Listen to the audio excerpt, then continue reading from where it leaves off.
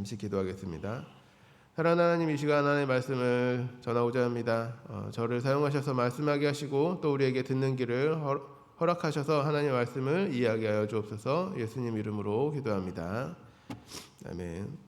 오늘 하루를 예배로 시작하는 우리 성도님들에게 하나님의 은혜가 충만하시기를 축복합니다. 오늘 말씀에서는 베드로와 요한이 제사장들에 의해서 핍박받는 모습이 그려지고 있습니다. 이 사건은 앞장인 3장에서 나왔던 일에 대한 것인데, 이것은 성전 앞에 앉아있던 사람, 즉 태어나면서부터 걷지 못하고 안진뱅이로 있는 사람의 고쳐주었던 일에 관한 것입니다.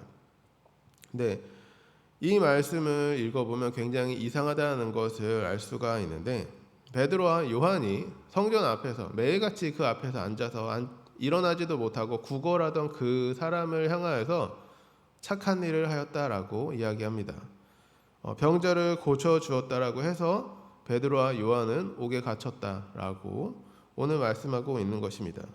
이들에게 어떤 잘못이 있어서 갇혔거나 이들이 한 행동이 사회적으로 무리를 일으키고 사회적으로 문제가 되었기 때문에 이들을 가두었던 것이 아니라는 겁니다. 이들의 한 행동은 착한 일이었고 모든 사람들이 이들의 행동을 보고 하나님께 영광을 돌리는 귀한 일이었다라는 것이죠. 그런데 이 사건을 본 대제사장들과 서기관들과 관리들이 이들을 붙잡아 두었다라는 것이죠. 이것이 이 시대에, 그러니까 당시 그 시대에 사회 지도자들과 종교 지도자들이 얼마나 권력에 취해 있었는지 자신의 마음대로 하는 그런 행태를 보여주고 있는 것입니다. 이 권력자들이 베드로와 요한에게 묻는 것입니다. 너희가 무슨 권세야? 누구의 이름으로 이런 일을 행하였느냐? 병자를 고치는 일이 누구의 권세가 필요한 일이었겠습니까? 누군가의 이름이 필요한 일이었겠을까요? 아니면 이런 일이 예수의 이름이 아니라 자신들의 이름으로 전해지기를 원하였던 것은 아닐까 하는 그런 생각이 있습니다. 누구도 그들의 마음이 어떠하였는지는 모르겠습니다. 하지만 이들의 질문에 대한 베드로와 요한의 답변은 이러합니다. 너희가 십자가에 못 박고 하나님이 죽은 자 가운데서 살리신 나사렛 예수 그리스도의 이름으로 이 사람이 건강하게 되었느니라 라고 대답한다는 것이죠. 예수님을 십자가에 못 박힌 너희가 잘못하였다라고 꾸짖고 있는 것입니다. 베드로와 요한은 권력자들이 원하는 대답을 내어놓지 않았습니다.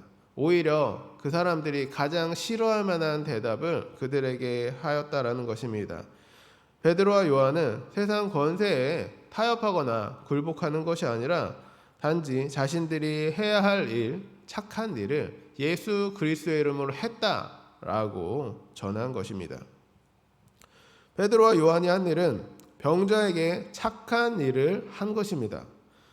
9절에서 말씀하고 있는데 이 병자에게 착한 일을 한 것, 그러니까 병자가 일어나서 태어나면서부터 일어나지 못하고 앉아 있어야 했던 그 병자를 고쳐준 그 일이 이 사람을 구원한 일이라고 말씀하고 있습니다.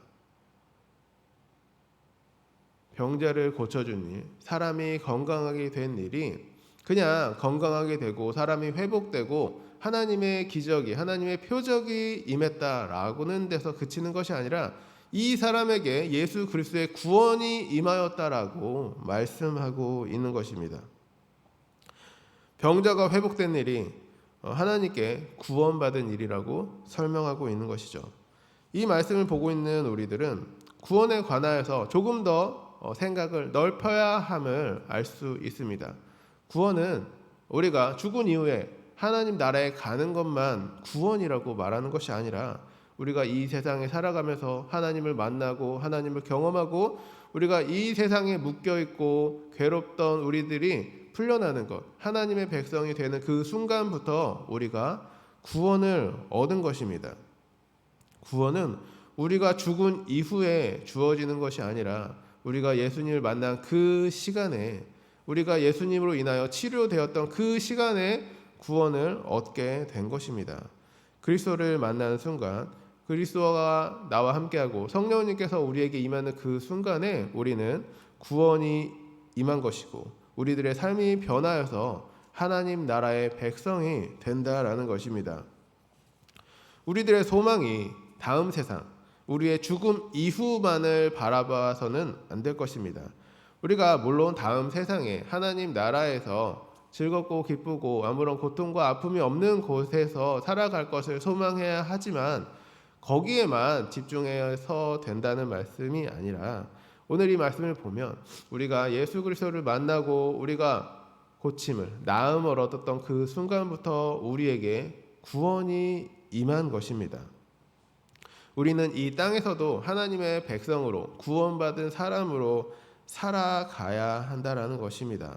우리가 예수 그리스도로 인하여 구원을 얻었고 영생을 얻은 자로서 이 세상에 이 병자가 나아서 많은 사람들이 이 사람이 나음을 보고 하나님께 영광을 돌리는 것처럼 우리의 모습을 보고 우리의 행동을 보고 다른 사람들, 믿지 않는 사람들이 하나님께 영광을 돌리는 일이 있어야 한다는 것입니다.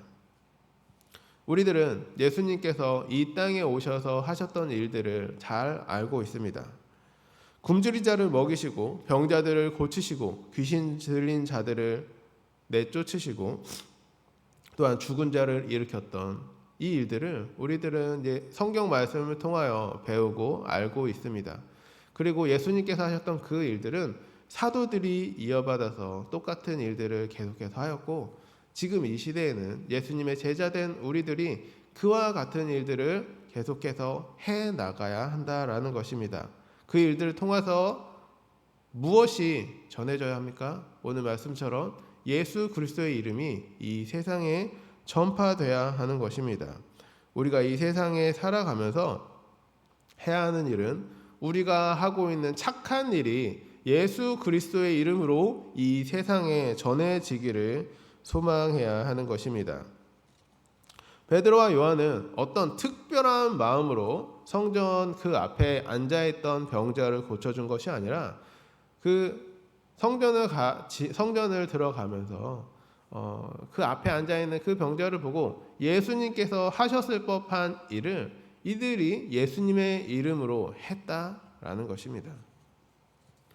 성경 말씀을 전하고 하나님의 뜻을 실천하고 또한 다른 이들에게 예수 그리스도를 전하는 이 모든 일들은 결국 예수님께서 이 땅에 오셔서 하셨던 일들을 이어받아서 우리가 계속해서 하고 이어나가고 있는 것입니다. 우리는 예수님의 제자된 자들이고 우리는 예수님의 제자들로서 예수님께서 하실 만한 일, 예수님께서 해야 하는 일들을 돕는 이들이라는 것입니다. 우리가 예수님으로 인하여 구원받고 그 뒤를 따르는 자들이라고 한다면 예수님께서 가신 길, 예수님의 행동을 본받아야 할 것입니다. 성경에서 이렇게 이야기합니다. 제사장들과 사두개인들, 사회 당시 유대교 종교 지도자들이 버렸던 예수님, 너희가 건축자가 버린 돌처럼 쓸모없다고 생각해서 버렸던 그 예수님께서 새로운 집을 짓는 주춧돌이 되었다라는 것입니다. 어떤 자들에게는 예수님께서 버린 돌처럼 쓸모없는 것이었지만 우리에게 있어서는 가장 중요한 집의 기초를 세우는 주춧돌이, 머릿돌이 되었다라고 말씀하고 있는 것입니다. 이 세상에 많은 사람들이 구원을 위해서 살아갑니다. 우리 기독교에만 구원이라는 것이 있고 구원을 위하여 살아가는 것이 아니라 다른 종교도 구원을 위하여 살아갑니다. 불교나 힌두교나 다른 그 어떤 종교도 구원 혹은 해탈, 다른 여러 가지 이름으로 이 세상에서 구원받고자 살아가고 있습니다. 그런데 오늘 말씀에서 하시는 것은 그 어떤 종교도 그 어떤 이름도 구원받을 만한 이름을 우리에게 주신 일이 없다라고 말씀하고 있는 것입니다. 모든 사람들이 예수를 부인한다라고 할지라도 우리는 예수 그리스도를 믿는 자들로서 예수님의 이름으로 착한 일이 이 세상에 전파되기를 소망해야 할 것입니다. 이것이 유일한 구원자이신 예수 그리스도를 믿고 따르는 자들로서 이 세상에 남아서 해야 할 일일 것입니다. 우리들은 다음 세상만 바라보며 살아가는 자들이 아닙니다.